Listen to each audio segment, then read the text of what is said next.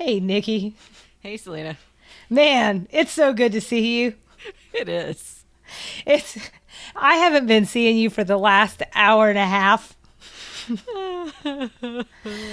Ah, guys, we've had some audio issues. We're just going to skip right past that because we've got a whole episode to talk about. We're super excited. It's episode 18.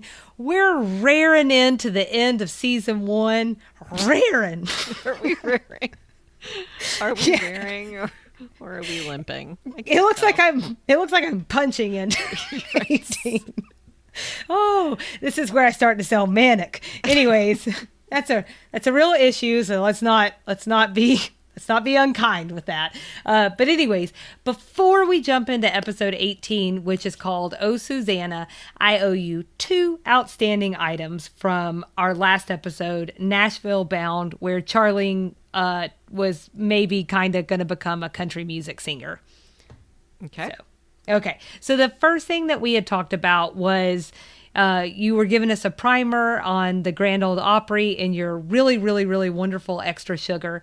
And as part of that, we started talking about the Ryman, which was the home of the Grand Ole Opry before they actually had the Grand Ole Opry House.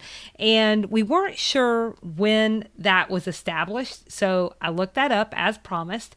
And the Ryman first opened its doors in 1892. And it did serve as the home of the Grand Ole Opry from 1943 to 1978. So, oh, wow. 1 homework assignment up, 1 homework assignment down, and on to number 2. A+. This one, oh, thank you. This one is it was a weird one because we got a mention that I didn't even catch. You did. It was a good job. It was of the Fuller Brush Company. This was something that Charlene's mom mentions. And they were like door-to-door salespeople of personal care items, including hairbrushes. And I had mentioned that it sounded like, just from you describing it, that if I was to look at my grandfather's hairbrush, that it's probably like the ones that they sold. So don't have access to his hairbrush right now. Do have access to the interwebs. Did a little browsy. And what I wound up finding was that what I saw there does look an awful lot like his. Surprising price point. Really? $70. Holy moly, for a hairbrush? Yeah, I do think there's a lifetime guarantee, but that's still, I don't know. That's how I like my hairbrushes, with a lifetime guarantee. This is very important. So, and then I wanted to say too that as we were talking about it, we sort of insinuated that it was just hairbrushes that they were selling door to door. My reading of their very thorough online history is that it was actually more like cleaning brushes for like crown molding, washing your vegetables. I mean, just like everything that you can imagine. So we're a full service brush company.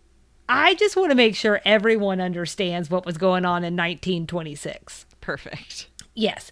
And then, okay, so this reference in 2021 was totally lost on you and I, okay? Mm-hmm.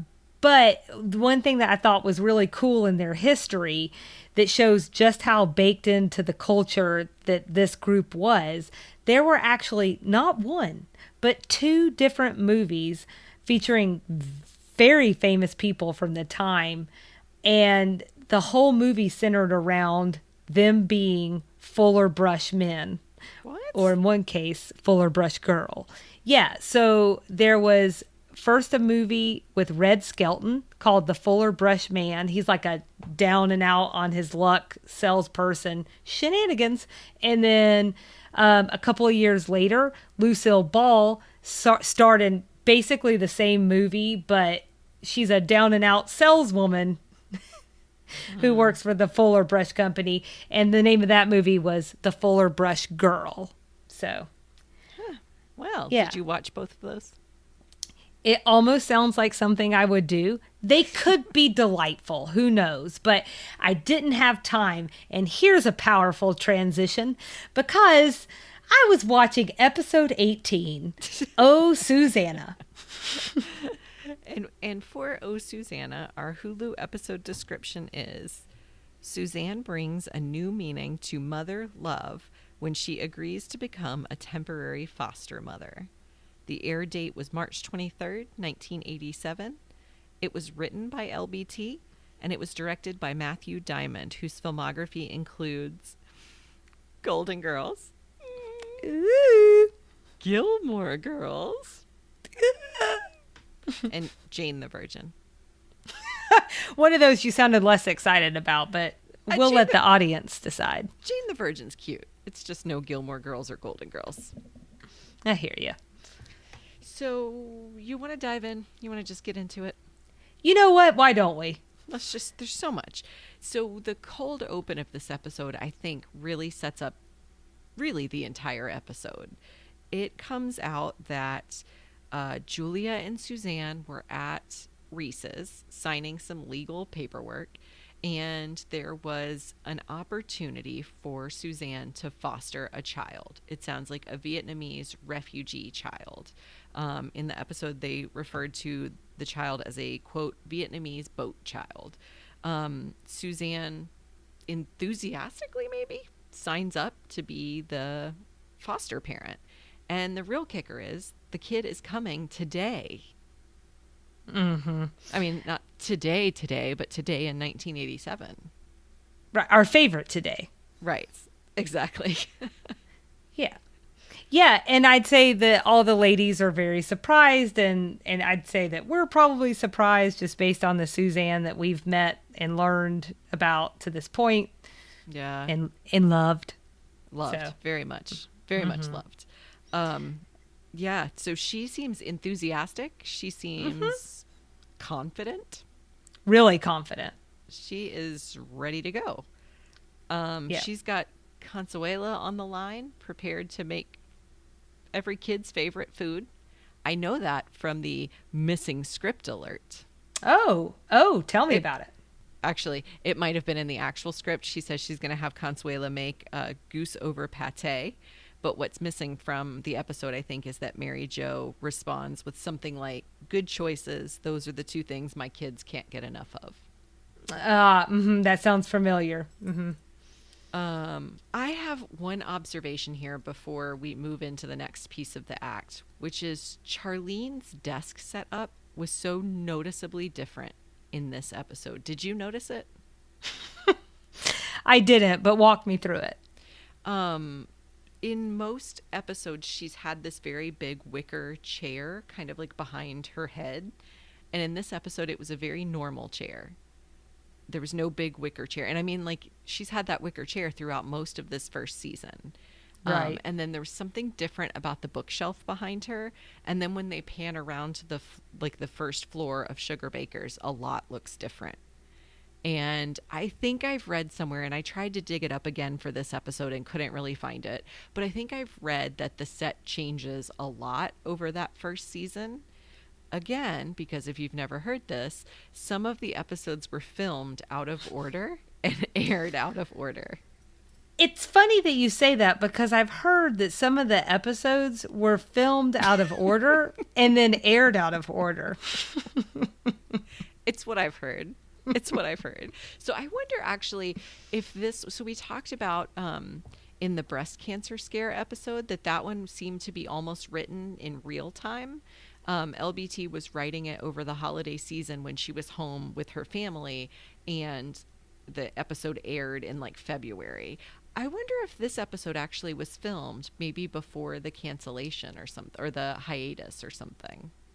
Oh, yeah, maybe. I don't know. It doesn't really matter. It's just interesting. They went over to Charlene and I was like, something's different here. Yeah. Just so much looked different. Yeah. It's definitely a noticeable chair, so I feel silly that I didn't see it. I'll pay more attention next time. Thanks. I appreciate that. No, thank you. So that one was really bothering me. Wanted to check that off the list. So then we get into it. We get into her waiting to meet this little girl. She's brought her a briefcase, every little girl's dream, and is ready to go. Julia, I think it was Julia, maybe Mary Jo, someone calls her out on the briefcase and like kids don't carry them. And she said, "We'll get her some little luggage wheels. She can roll it around the school." Which is always popular. But it is a Louis Vuitton briefcase. Does that count? Oh, was it really? Mm-hmm. Oh, I see. I didn't notice that. I noticed the wicker chair missing. It takes two, baby. So she's got this briefcase. Then she's worried she hasn't checked her makeup before this little girl sees her for the first time. So she leaves the room and tells everybody else, just stall for me. I'm going to go check my makeup. Stall for me. And this is when we get the introduction to the little girl. Her name is Lee Sing. And I think she's adorable. Oh, yeah. The cutest. She is a killer cutie and also, incidentally, a Baptist, like Charlene. That's right. They have an instant connection. They do. It's she's adorable. She's super charming. She meets all of the women in turn, and then Suzanne comes into the room and finally meets her. And their first meeting is the little girl giving her a giant hug and calling her mama. Oh, yeah. And right there, I think we all know it's going to be a tough episode. Yeah. Yeah, and it did get tough. Did you have any initial reactions to their meeting? No, I mean that was pretty much it. Me just knowing that the deciding women was going to make me cry. Okay. So. I thought it was so funny to set this whole episode. Maybe this is in retrospect, but it felt like on Suzanne's side, it was still very professional. Like, she's giving the girl a briefcase. She goes to check her makeup because she's going to meet this new person. I'm putting it in quotes because I'm thinking like you would a client. And she just wants to look her best. And the little girl immediately breaks down that barrier and is like, reminder, I'm a little girl and I'm looking for a family. And it immediately sets up this episode of something very, like you said, very emotional, very tough to watch at times. Mm-hmm. So after that, they go to Suzanne's house, and they're in Suzanne's mansion. I don't know what you want to call it. I like manor. That sounds manor. right. They're at Manor de Suzanne, and they're getting ready for bed. Mm-hmm. And this is when the little girl tells her that she also sings. She can sing, and she sings the song "Oh Susanna." Oh gosh. Well, at this point, it's just foreshadowing. But yeah. And just kind of sweet, and you just kind of get the idea. Like they're sort of laying the groundwork that this girl is like she's not only is she the things that we said, but she's clever. Yeah, yeah. And she's kind of an old soul, I think. So that's a nice way of putting it. Yeah. Also, I noted too that we haven't been in Suzanne's house except for episode 3, and so this is the first time that we've been upstairs. And I actually, I was hoping maybe I could share like what stood out for me, and see if anything did for you. But I would just say overarching is that we kind of get a little sneak peek at Suzanne's, sentimental side. Mm-hmm. She has all of her beauty pageant crowns. And you can say what you want about that, but that is a sentimental thing, They're like trophies. Yeah, yeah, absolutely. She has lots of pictures of her family. We see a pillow from her grandma, and it's one that, so her grandma made it for her and sewed something on it, and it says, "Dear little one, I wish 2 things: to give you roots, to give you wings." Which is going to wind up being a little bit more foreshadowing for the episode. So to go to the crowns real quick, because Lee Sing is a little girl, so the crowns catch her eye, and she asks immediately if she can wear one, which I thought was really sweet. And then she shares that her whole family is in heaven, including, I think she said, a baby brother. Mm-hmm. And he died in the orphanage? Yeah, it's really sad. And I think that was the other thing you see that's good. Like, they're connecting, right? she's like asking her some really pointed things about like who these people are, and it's the pictures of Suzanne's family, and then she shares the story, and I think what we're seeing here is really the walls coming down for Suzanne. Yeah. Like you said, it's all business at first. Yeah. And when we get to this point and we're talking about a real human being who's been through some real stuff and at such a young age, I mean, I think that it's like we're seeing Suzanne change over the course of an episode. Yeah. Just to wrap this act up, the little girl wants to sleep with Suzanne. You could understand why. I'm sure there's been some trauma, and to have someone close to her probably would mean a lot.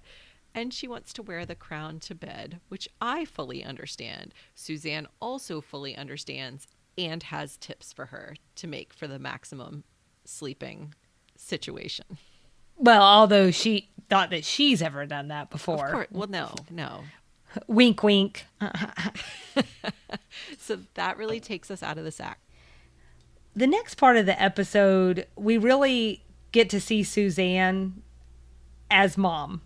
And I mean, it's unclear how much time has gone by exactly, but it's been a little bit. And basically, she's spoiling Leasing a lot.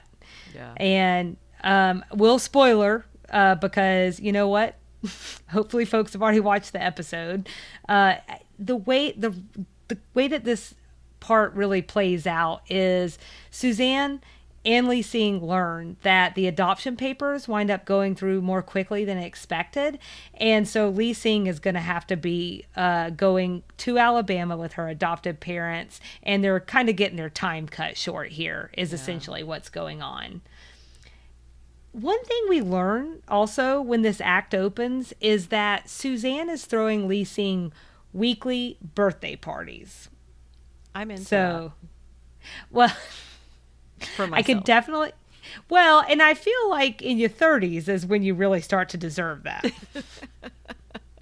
Because life's a little rough. So I would call that, though, in this case, for a parent, as a non-parent, though, I would call that a warning, a little bit of a concerning sign or something that really struck me. And so I thought that's maybe how we could have this conversation, is talk about, like, in this part of the show, before they find out that she's going to have to leave early, what are we seeing that might be concerning, or what stood out to you? So there's the weekly birthday parties.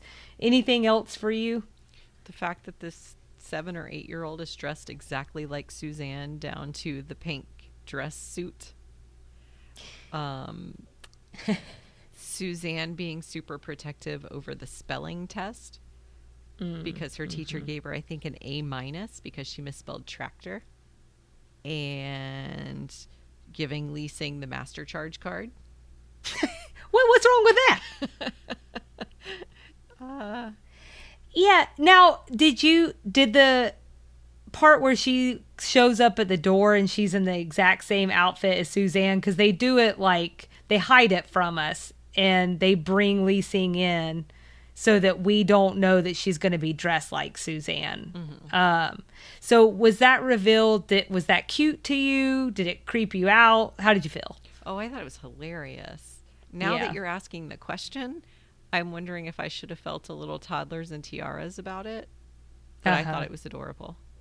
It was played super cute. So I definitely didn't have a problem with it in the course of the show. I think, but it is sort of this body of evidence, if you will, that Suzanne she's setting herself up, although I don't think she quite realizes it yet, for a really tough time. Yeah. I caught on to all of those things. I will add one additional thing, is that, I think you noticed it in the last episode that, Julia is being a little tough on people in the office.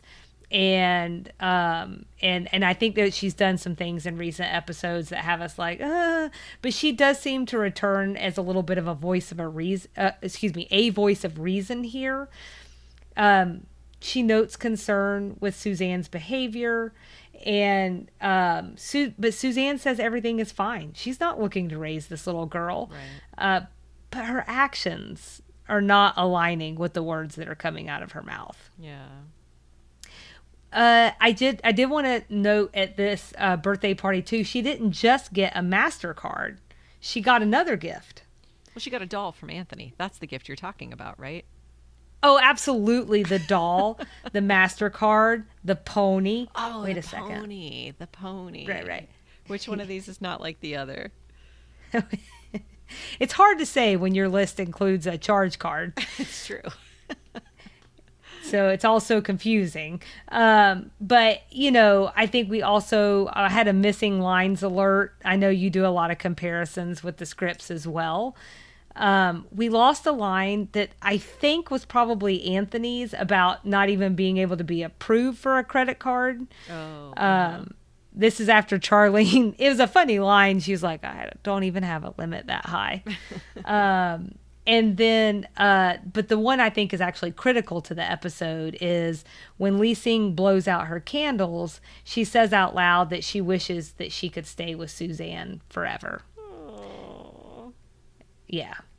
And so, not to blow past that moment, because that moment that never happened for us to see. Right. But, in the next scene after that is where we learn this other piece about the adoption paperwork going through. Mm-hmm. And much as quickly as she came into Suzanne's life, she'll be leaving just as quickly.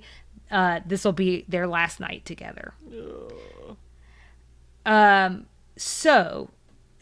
this whole part, they're stopping by because they were on the way to the zoo. They stopped by and at Sugar Baker's, and that's where they find out the news. And to wrap this scene up, I just wanted to know if there was anything there at this part that stood out for you.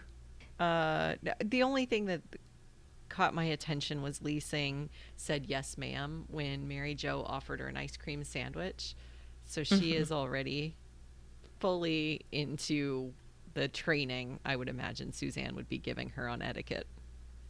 Well, and it's very much so, I think, that something that you and I probably heard a few times when we were little is that she says yes to Mary Jo, and she is prompted by Suzanne, yes what? And our answer was always yes ma'am, but because we're learning Suzanne's a little extra, her full response from Lee Sing that we get is, yes ma'am, bad manners are worse than having no money. Well, there's some good stuff in there. Yeah. The only other thing I was going to note, and this is just a plug for folks to stay around for this week's Extra Sugar, we get a little bit of a product placement. Is the whole thing that actually drives Suzanne and Lee Sing back to Sugar Baker's. And it's that Lee Sing has forgotten her Teddy Ruxpin. So I know that it sounds like you had some things at Suzanne's house then. Again, final night. Anything in particular here that stood out to you? This whole scene was tough for me to watch. There's a part where Lee Sing is on her knees praying and basically prays like she wishes she could stay with Suzanne. And or if that's not possible, could they find a way to get her pony to Alabama so she can still have her pony?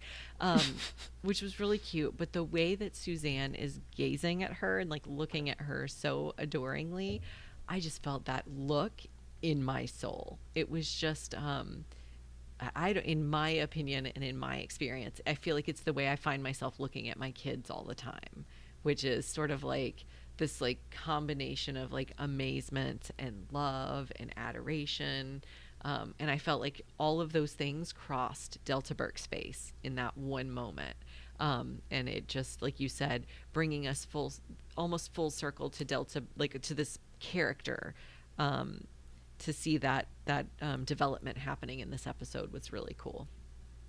And I mean, we sort of get like pulled through all of these emotions, and I think that's what they want from us, right? And so we get kind of like some funny moments, and we get like the emotional notes. I did think the thing with the pony was funny. Like, just try and get that pony over there if you can. But I also thought that it was funny when because she being Lee Sing is really trying to kind of make a case for staying. Mm-hmm. You know, she wants to stay because of school. She wants to stay because of Suzanne, all of these things. And I just think it's so funny because she says she really likes it here. What about Dora Maud, who every day in the lunchroom says, "Hey, Lee Sing, you gonna get you another big biscuit?" To which I was like, sign me up for this school where they're getting biscuits. Biscuits. So just the way she said it and her interpretation of a Southern accent was adorable. It was so cute and much better than me trying to hear anybody else trying to do a Southern accent when they botch it. Yeah, it was adorable. Yeah, so it just a fantastic scene, really here they say goodnight, but there's something else. One last thing that I noticed, which is that they both told each other that they said "I love you." Yeah.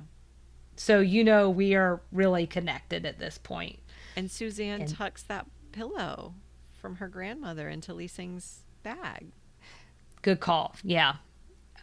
So she's giving, I would say, going back to the scene before the last time that they were in her room, that first night that she stayed, I'm going to hazard a guess that pillow is the most important thing to her in that room. Yeah. So I think it really shows just how special Lee Sing is, and I think it is a little preview for how difficult tomorrow is going to be. And the next day really is hard. It's so hard, in fact, that Suzanne doesn't show up. She and Lee Sing are nowhere to be found when the adoptive parents have shown up from Alabama. They're just MIA. Yeah, it's no good. So Julia takes a call that they are at a restaurant of some kind that has video games or whatever. And Suzanne I think she's just a call for help. She needs help. So Julia shows up to help, and she shows up to Lee Sing comforting Suzanne. Oh my God, how sad was that? Yeah. So Suzanne basically shares that she feels like this is the first person in her life that has loved her just for her. That sort of pure childlike love where they know nothing about, the things, in your personality that are difficult, or they don't know about those other things that you've struggled with your whole life. Kids just don't know that stuff. They just know that you're funny, you give them a pony, you let them wear the tiara at night, and she's gotten very used to that. She and Julia share a really nice conversation where Julia shares, no, Mom and I love you that way too. But I think for Suzanne, that's just something she feels like she's never had before. So Julia ends up giving her a little bit of a pep talk. I've been a little down on the Julia train lately. This was nice. This was nice. And I will say she finally does something. She delivers one of her signature truths, but she did it really softly. So she said, I'm going to say something to you, and I'm saying it because I love you. And I hope you hear it that way. And that is, for the first time in your life, do something for someone else. Don't put yourself first. And that was a light bulb moment for Suzanne, I think. Mm-hmm. And to me, it was an example of how Julia can take this bulldog approach. She can take this knows everything approach and deliver it in a kind way, or a way that people can receive, because it was the truth Suzanne needed to hear, but it wasn't brash and harsh. Yeah, I totally agree with you. The only thing I felt like where she was a little harsh was leading up to that moment where she just cut straight to the point with her and was like, you need to do something for someone else. Is that she basically says, I just don't think you're cut out to be a mom. Mm. And I don't know I agree with that. I think Suzanne has some lessons to learn. And I think that she should probably adjust some things, but most parents probably have to adjust some things over time. I mean, she was only doing it for 2 weeks. Mm-hmm. And so I think that she's shown that she has a great deal of care and love. She has means and the ability and opportunity to take care of a child if she so wanted to. So I think that was my only hang up on what Julia said. But, You know, oh, go ahead. I'm going to be honest with you. I might have blacked out there and just completely blanked out what she was saying. You were totally right. She did call into question all of that. And there was that really awful backhanded compliment. Like, you're really good at something, I'm sure. Yeah, it was a little bit of a tough start, but it was Mm-hmm. also a really hard conversation. And Mm-hmm. I do think it's just really that whole area is just a really hard thing to talk about, especially Julia's coming in. She does have a child. Suzanne's not had a child to this point, may never have one from the conversation that they're having. And I think those are a lot of big things that start rattling around in your head around Suzanne's age, who just turned 30, I hear. I'm sorry, 29. But I think that Julia's not wrong on some of these things about her needing to be careful about being selfish, because I saw some red flags leading up to this conversation. When Julia comes in, we see Lee Sing comforting Suzanne. Yeah. It's played sweet in this moment, but I'm telling you, Nikki, if they changed that lighting and removed the laugh track, we'd have a Lifetime movie on our hands. Oh yeah, for sure. It's that role, that classic role reversal that I think the point you're making is a really big red flag, that there is an emotional inequality there, or instability that's not supposed to exist. Well, it's also clear that Suzanne is mixed up. She's thinking, you were talking about how she loves the way Lee Sing makes her feel, Mm-hmm. but that's not what parents do. I'm Yeah. not saying that isn't a component, but it's about what a child needs. Mm-hmm. Again, I want to be cautious. I always want to be cautious of wading into the parenting waters, because that's not really necessarily for me to say, since it's not my lived experience, but I have been a child of a person before. So I do have that experience. And so that was just something that really struck me here. You want to talk a little bit about the pillow comes up, because Julia does see that sticking out of the bag. I thought this was this was a throwaway conversation to me, honestly. Oh, okay. Uh-huh. Where Julia basically says, "I see that you're giving her the pillow from Grandma," and then she reads the quote back, and I don't remember what the words were, but wings and things, and we've had those. and Okay, now I just want kicking chicken. and this is where it comes out from Suzanne that she thinks she's never. She says specifically, I may never have a little girl." And so she wants to give the pillow to Lee Sing, and Julia says, "I think Grandma that would have meant a lot to Grandma," basically. But, I think I had a couple of thoughts here. It's interesting that it struck you as a throwaway, because I kind of looked at it as a button. When Lee Sing gets a hold of that pillow earlier on in the show and she reads it, she asks Suzanne what it means. Mm-hmm. And it took me a few watches, because the first time I heard Suzanne say, she started to try and explain it to her, and she was like, you'll understand when you're older. Which is something parents do. I agree with that. But what struck me here is I'm not sure that Suzanne understood. Yeah, I think that's And true. okay, until right here and in this moment. So by giving her wings and getting her to her adopted parents, she is giving her roots, and therefore fulfilling the platitude that's on this pillow. It's a sweet Right. one though. And then I thought it was really nice too, because this is when Julia tells her, now you know what it felt like to be a mother. You and I are different TV watchers. I'm very practical. I'm like, is Lee Sing going with this other family or is she staying with Suzanne? That's what I got to get to the bottom of that. I got to know, where's this going to end? So when they're talking about the pillow, I was like, yeah, blah, blah, blah. I saw like when they were talking about the pillow back in Suzanne's room 2 scenes ago or whatever, I was like, Lee Sing's going to end up with that pillow. All right, we figured that one out. Now, what's going to happen with Lee Sing?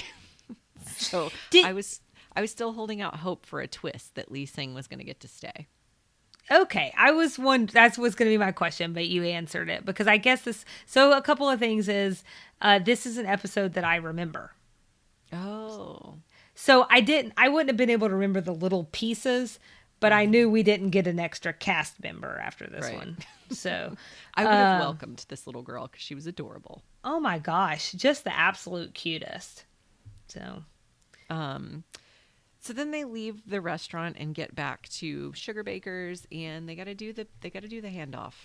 They got to do the handoff. Let's rip this Band-Aid off and just say, Suzanne decides to do the right thing. She decides to send Lee Sing on her way, and she sends her along with this family with a couple of special tips, things that Lee Sing likes. She likes silk sheets. She likes caviar on saltines. She has hot chocolate before bed every night. And she likes sleeping in a tiara, and so she's tucked one away in the suitcase for her. I mean, I think I'm going to test this out. You know what? I think we both should. Sleep in tiaras? We should do everything on this list. Oh. We should do that. That's a thought. Mm-hmm. And then get back to each other and see if we've like discovered what real life is. Your homework for me is equally more fun and more expensive than my homework is for you. Well, we might have to update ours from silk sheets to clean sheets. I don't think I could afford the silk sheets. Clean sheets would be quite an indulgence. That's true. So Lee Sing ends up leaving, and she leaves singing "Oh Susanna" as the door closes behind her. Oh God. And I don't want to cheapen the moment, but I mean, if people don't know the words to "Oh Susanna," "Don't you cry for me, I'll be gone to Alabama with a banjo on my knee." But I think she sings the verse that's like, "I'll be coming back from Alabama." I think is the one, which is probably at the tail end of the song. Yeah. And so even on her way out, and I'm covered in chills right now, she's comforting Suzanne. Yeah. She's just a little angel on earth. She is. She's also, you said earlier in this episode that she is an old soul. She has obviously seen a lot. And we're talking about a character. I'm still going to let myself get swept up in it. She's seen a lot. I think there are a lot of kids that have been through life like this, especially the kids who end up in foster situations, who have seen things that full-grown adults haven't seen. And oftentimes the types of adults that end up adopting these children haven't seen and can't fathom. So I think I do see it as a red flag that she was having to comfort Suzanne, but it also feels very full circle to her character that she would be, because it seems like that's just the kind of person that she is. She's seen a lot. She knows what rough life is. And with all that she's been through, man, give her 2 weeks with hot chocolate every night and a little caviar and a saltine. She's a pony earned that. Here or there. Just one. It's just one. Right. They didn't give her a whole stable full. It's fine. God bless her. She's very sweet. And with that, the episode wraps up. And Suzanne didn't get her her new child, and she had to say goodbye. And that was the end. And then we fell apart. So, Nikki, it's harder to say this after such a sad episode, but are you ready to rate this sucker? I am. Are you?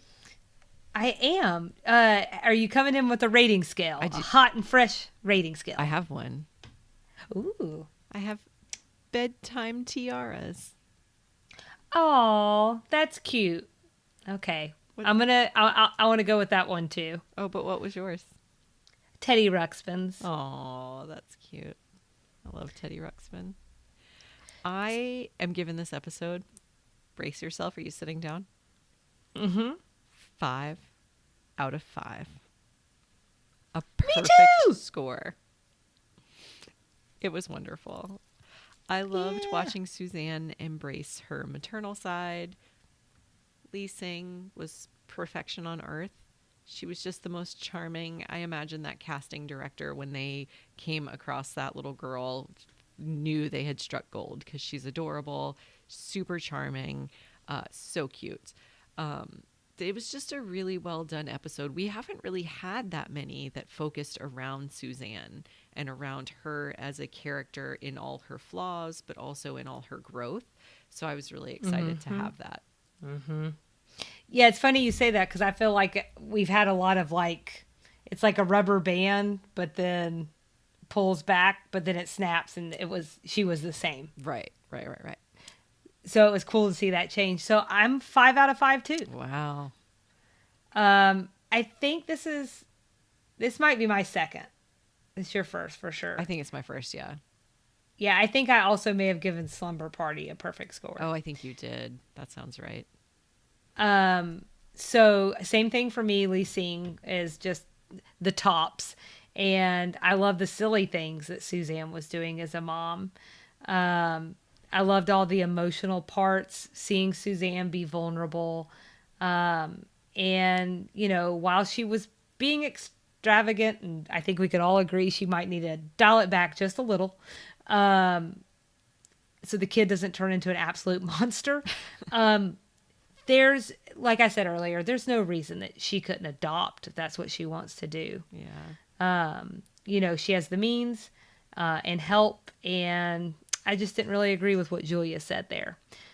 But that was pretty much it. So did you find any 80s things you want to share? Reed, I had some combo things. Oh! You explained it. I know. You explained it so eloquently to me last time that I think I understand now. All right. But now I'm trying to remember why I put my first thing in. Oh, my first thing is in a combo because it was unknown and also 80s. And Okay. it was the concept of Vietnamese boat children. Okay. I was not familiar with that. At a very high level, it is this idea of mass exodus of Vietnamese people from Vietnam following the Vietnam War. And there was, I believe, an uptick in the 80s of the number of refugees from Vietnam. Was that on your list somewhere too? It was references I had to look up too. I'm assuming that both of us went, why in the world did they just call this person a boat child? Yes. But this was literally the term that they were using at the time, not just for children, but anyone that was really, that was a refugee and was just looking for a way out. Because from what I read, and we can link to some articles, it was pretty bad. Yeah. There's just no good transition. My second combo was 80s and Southern. It was Lee Sing's outfit when she was leaving. She was wearing, I probably had like 5 Easter outfits like this. I bet you did too. She had a little hat with a bow. She had white, I think she had white gloves maybe. I didn't wear white gloves, but I think she had them on. She had white tights and this adorable but really simple pastel dress. And that it took me immediately back to my childhood. Absolutely. Good call. Mm-hmm. So I guess you didn't have any combo items because I made such a big deal about it that you took it out. No. I'm just pleased as punch that it only took 18 episodes, but I finally explained myself. To be fair, I think you only introduced combos in like episode 14. So it really wasn't that many. Thanks for making me feel better. 80s, obviously Teddy Ruxpin. Mm-hmm. And that was the only one. Okay. I had arcade games as well because she was playing Pac-Man in the background. I'm sure somebody's like, that game was released in 1976. Maybe, but I think of it as an 80s thing. I don't care. You're probably correct. But we have the microphones right now. I'm just kidding. I just get so snarky at 10:50. We have the microphones and the nearly midnight sass. Right. And I'm like, and you can have it. Southern things. Suzanne mentioned the Azalea Festival. I didn't actually look up to see if this is a real thing. But she said Azalea. That felt Southern. Did you look it up? I did. Okay. But go ahead. Andy Griffith. There was a whole diatribe by Charlene about how she just wishes everybody could raise their kids the way Andy raised Opie. And I think she immediately talked herself out of it and into the fact that Andy Taylor is the most toxic father of all time. I had biscuits on my list. And just Birmingham, Alabama. How did I not have biscuit on my list after all that? It's not Lord. biscuit. It's biscuit. Have yourself a biscuit. Was that everything on yours? That was it. Okay. So there were a lot of references to what good breeding is. Oh. We got the yes ma'am one in the middle of the show. One that we didn't mention, but Lee Sing says to Suzanne, or maybe to her new mom, like when she pulls out like a linen hanky. Oh, look, that's sign of good breeding. Oh, right. So I don't know. It just feels Southern. Oh, for crying out loud. Suzanne says that when she chips an L. That feels like a Southern thing to say. It may not be. And then I did look up the Azalea Festival. It is a real thing. It's in North Carolina. And actually, there are some famous previous queens, Kelly Ripa being one of them. Oh, funny. Mm-hmm. So I guess Suzanne was doing some traveling. Maybe. That makes sense, though. Yeah. That's not too terribly surprising. So I think we had good crossover on the rest of them. And you took, you didn't take it. You already explained my reference. So with the Vietnamese boat children. So thank you for doing that. And did you have any other references that you had to look up? I had Kendall's, which is the restaurant or like bar thing where Suzanne and Lee Sing went, but I could not find anything. I searched Kendall's, I searched Kimball's, I searched a bunch of different kind of options, and I couldn't really find anything. So I had something, but it's kind of a dead end. I probably shouldn't have brought it up, but I need you to understand my commitment to this show. I appreciate your commitment, and I'm so sorry that we won't be getting Nikki's Nibbles. That's N-I-B as in boy, B as in boy, L-E-S. I know, So. I know. I'm sorry about that. So now we're on to episode 19.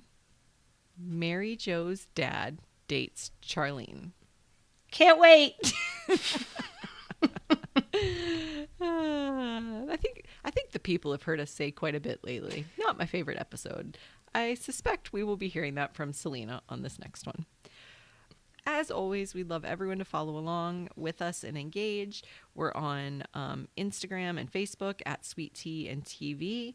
As always, share your favorite Southern things. You can email us at sweetteatvpod@gmail.com.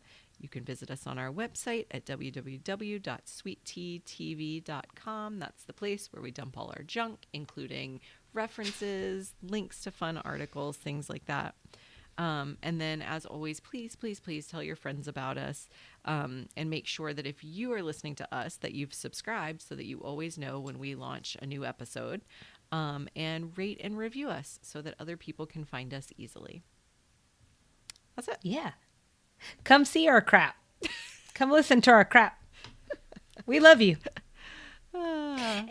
And stick around for Extra Sugar, where Nikki and I are going to talk a little 80s toys. So we'll see you around the bend. Bye.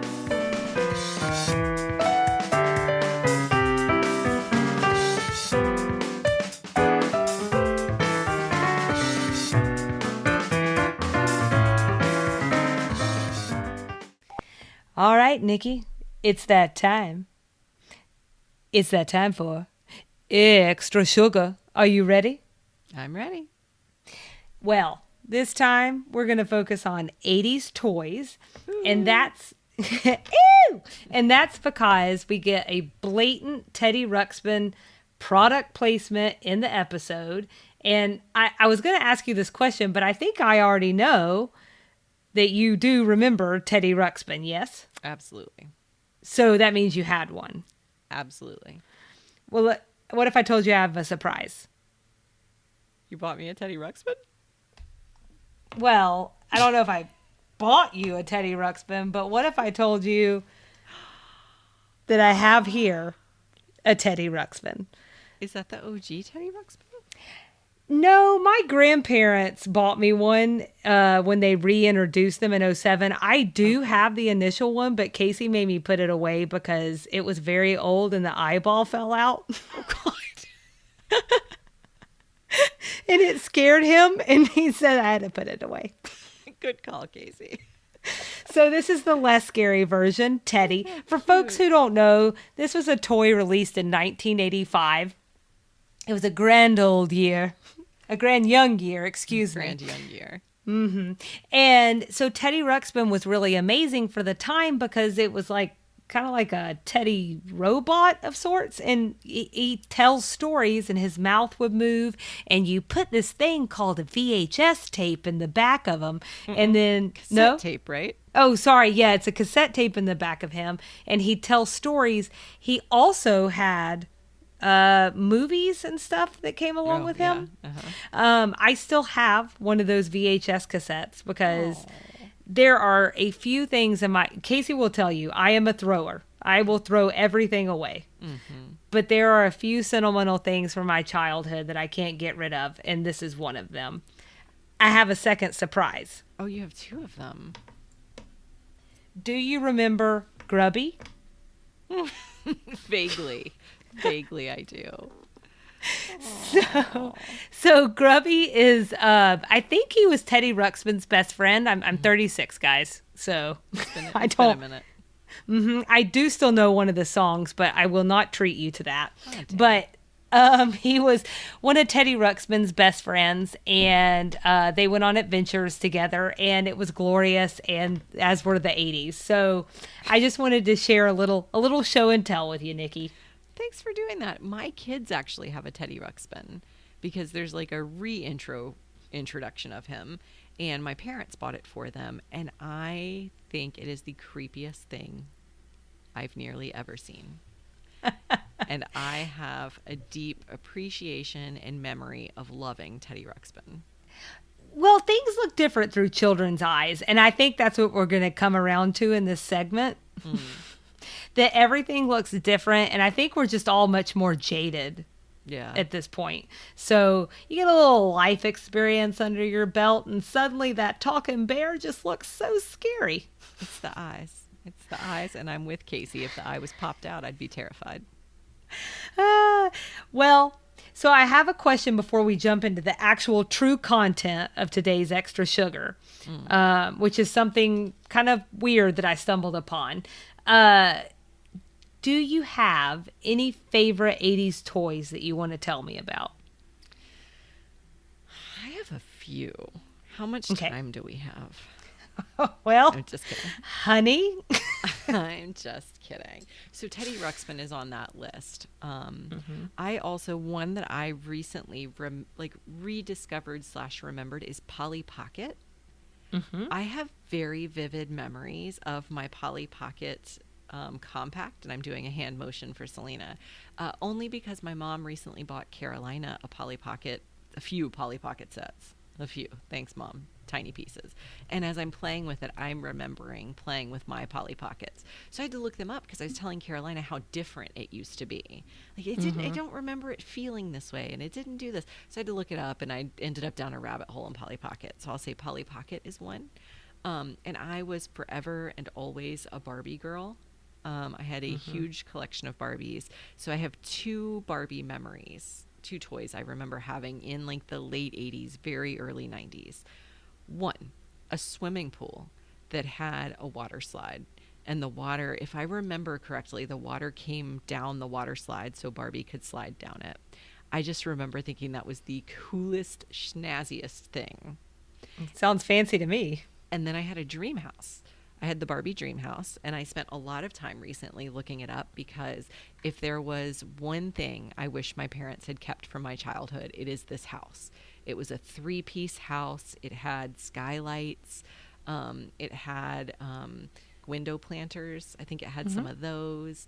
And it was the most amazing house. I used to play with it for hours, and I wish I could give that to my kids, but my parents sold it at a garage sale, so I don't have it. I'm sorry. We've all had something that we treasured sold at a garage sale. So sad. It's part of the experience. So I actually think I may have had that same Barbie doll house. I think it was like the Malibu dream house or something. That might be like right. that. I think that's right. Okay. Yeah. So anything else that you wanted to share? No, that's it. Those are the ones Okay. that pop to mind when I think of that era. So I think the things that stood out for me is that the ones that I most closely associate with the 80s are usually all like also television shows or had movies or something. And that was sort of the marketing package that was being done then. And I'm sure is being done now. You'll know more than I do. But mine would be Care Bears, My Little Pony, Rainbow Bright, and Jim and the Holograms. So I knew this about you. I remember the Gem and the Holograms because I'd never heard of them until I mean, you it told was me about them. It was a mid-'80s feminist cartoon because she was a businesswoman by day and she was a rock star by night. And it doesn't get any more 80s than that. So I actually was trying to look for some really kind of fun facts to share about some of these toys, but it turns out that most times toys are just toys. And I wound up stumbling across something else that struck my fancy and my interest more than anything else that I found. And it's a toy that did not land on your or my list. The Cabbage Patch Kid. There's a very funny story to that. We took my daughter to get a Cabbage Patch doll last year. And it was a very big deal to my mom to buy it for her because my mom always wanted to buy one for me and my sister, but they were so expensive and so hard to come by that she was not able to do that. So this was like a dream come true for her to buy my daughter one. Okay. I remember y'all going. This is going to factor. Y'all went to North Georgia, right? This will factor into my story. So I'll ask for it. So just kind of be thinking about what that memory was like. Okay. And we'll talk about it a little bit. So here's the thing.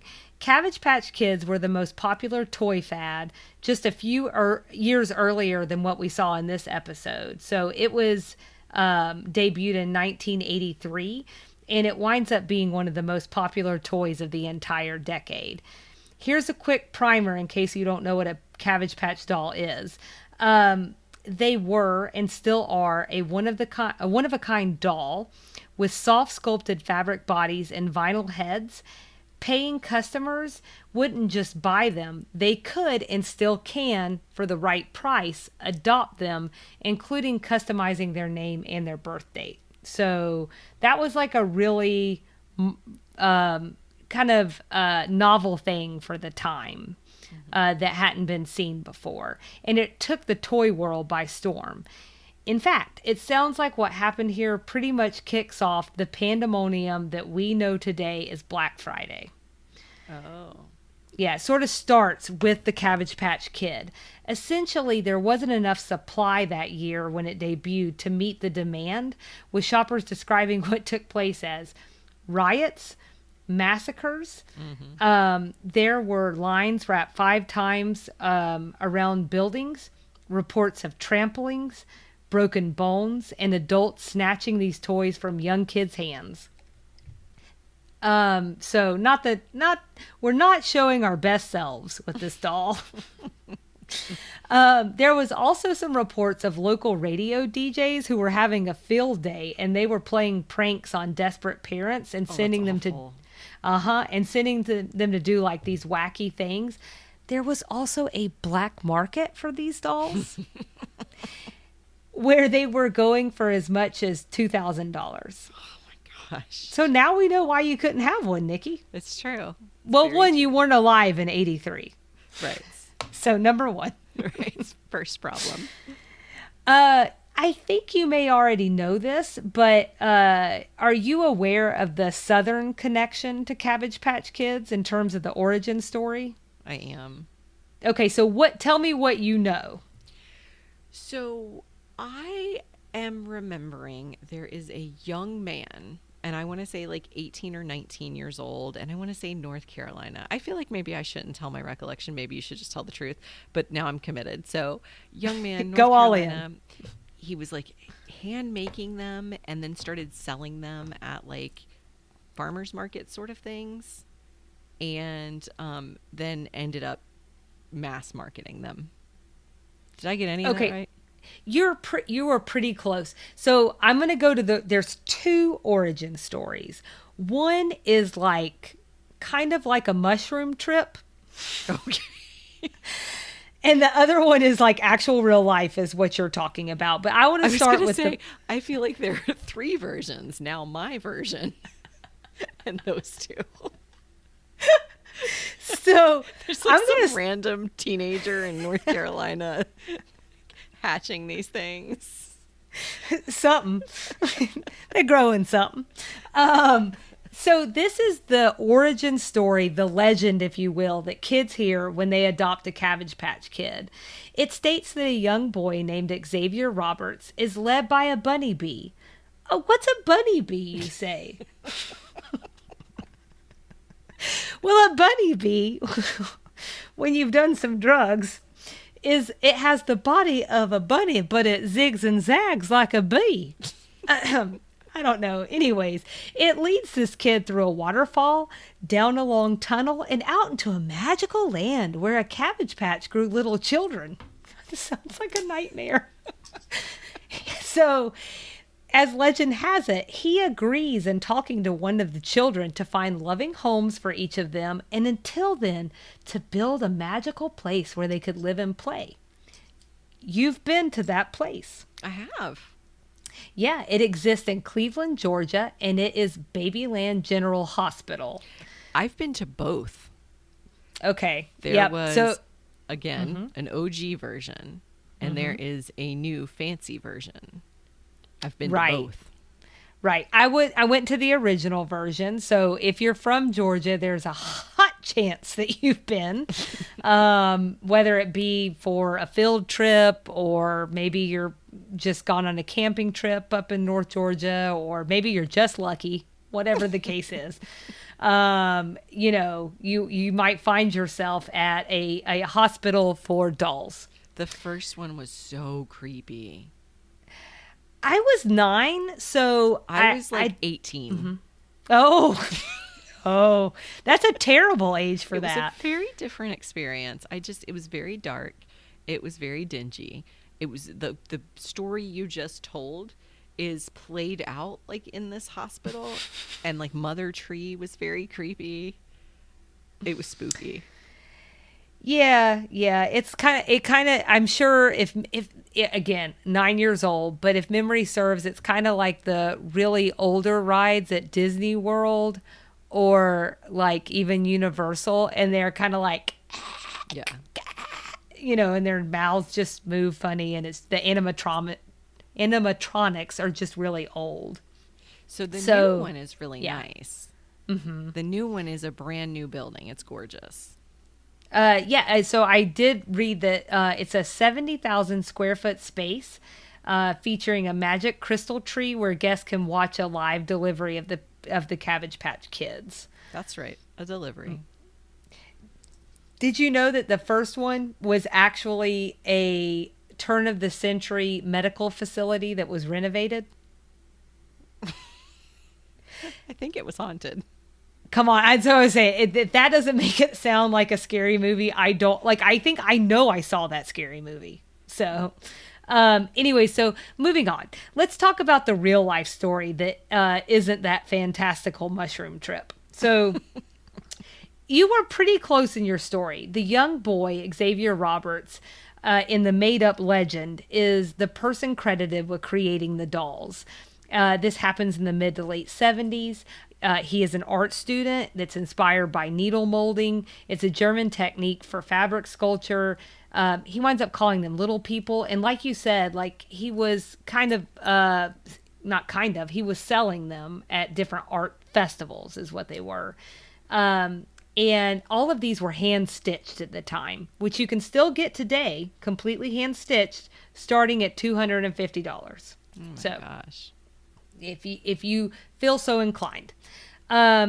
It sounds like he spends the next few years after creating these at these art shows. He does include this whole adoption concept even back then. And eventually him and some artist friends, they start a business, and together they opened up Babyland General Hospital to the public. He goes on to sell the toy company to Coleco in 1982, and they start mass producing it then, and the rest is history, right? Mm-hmm. Well, since I say right, you know it's not true. Here's where it gets tricky. Apparently, part of the inspiration came from the design of an American folk artist from Kentucky named Martha Nelson Thomas. Another Southern connection. So she actually created dolls that she called doll babies. They were also handmade. They were sold at craft fairs, and people could adopt them for their very own. Something seems similar, no? Mm-hmm. So she didn't copyright hers, though. So the bottom line is that Roberts did. He made millions. And they wound up in a little bit of a legal battle. And I say a little bit, but that's a little tongue-in-cheek because it actually lasted 6 years. They eventually settled for an undisclosed amount. And she said that it was enough to put her kids through college. Oh, good. Yeah. Sadly, Thomas passed away in 2013, but this just sort of murkies up the water of the Cabbage Patch origin story, if you will. I've got one last weird connection for you. Are you ready? Well, I don't know. Am I? Well, what if I told you that there is also a connection between Cabbage Patch Kids and the occult? Oh, gosh. Uh-huh. So one such story starts with Texas evangelist Phil Phillips, who wrote a book in 1986 titled Turmoil in the Toy Box. Amazon describes this book as dealing with ways toys and cartoons are being used to introduce the occult, violence, and pagan religions to millions of our children. Oh, no. I know. He is quoted as saying, a great number of toys on the market today, especially the more popular ones, are based on some of the very ideas, namely witchcraft and emulations and murder that God warns against. His concerns with the kids from the patch was that these were idols that were treated like real babies. That one's actually not that strange. The one about E.T. is... he said it was a demonic looking alien with godlike powers and occult tendencies who rises from the dead but doesn't go to heaven. Okay. So don't come after E.T. Don't you even dare talk about E.T. E.T. is a saint and everyone knows it. So this all came from an Orlando Sentinel article, and it was definitely poking fun at this guy. There's no doubt about it. But his book had sold 100,000 copies about 8 months after being published. And I got to be honest with you, that's a little scary to me. There's 100,000 people that wanted to own that book. Uh-huh. And then here's the second connection. Bill Gothard also took issues with the dolls. Now, if that name sounds familiar to you, he is a Christian minister who founded the Institute in Basic Life Principles and then the Advanced Training Institute. This is a fundamentalist Christian homeschooling group. It's the same one that the Duggar family follows. Or followed. I don't know how old those kids are. The show got canceled. I don't know. But it's what they followed, in case that might be why it sounds familiar to you, if it does. he had a little incident back in 2014, and we'll just say he stepped down from his position. I found a blog written by a woman who was homeschooled through ATI that he developed. And she was in a seminar, and he was known for his seminars, where Gothard said that Cabbage Patch dolls had been given they had been given demon, satanic, and foreign god names, which were allowing Satan to have ground in people's lives and in their homes. The evidence was anecdotal stories of children waking with night terrors, but these night terrors stopped when the dolls were not only removed from their home, but they were also ceremoniously burned. So, I'm only laughing because I'm imagining parents waiting in line for hours and hours and hours to get these dolls, knowing that right down the street, Joe Schmo is burning it. Here's what I love about you, Nikki. You're pragmatic. Why are you going to spend $250 on this hand-stitched doll and then throw it in the flames? Doesn't make any sense. You could have resold that. Right. The whole thing, I can see how somebody might be like, I mean, is this for real though? But it said, there was a comment underneath her blog from someone else who said that her parents did the same thing and burned their doll when they were younger. And then there were even more stories. I found a Gawker article, and we'll link to that. So, questions? So many. So many. But you know what I think I'll do? I think I'll visit those references in the show notes on our website, and I'll educate myself. Yeah, go look at some crap. I don't understand Cabbage Patch Kids. I don't remember wanting one. Like, I think what you pointed out at the beginning is that maybe it was a little tiny bit before my time. I don't really remember wanting one. I definitely remember friends having them, and then having older friends remembering having them as like this really special thing. So we took my daughter last year. I had this really big fear Babyland General was going to be super creepy.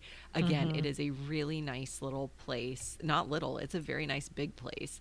I felt like the dolls were not cheap, but I didn't feel like they were $250 expensive. I felt like if you were buying a Christmas present or a birthday present, it's a nice treat for your little one.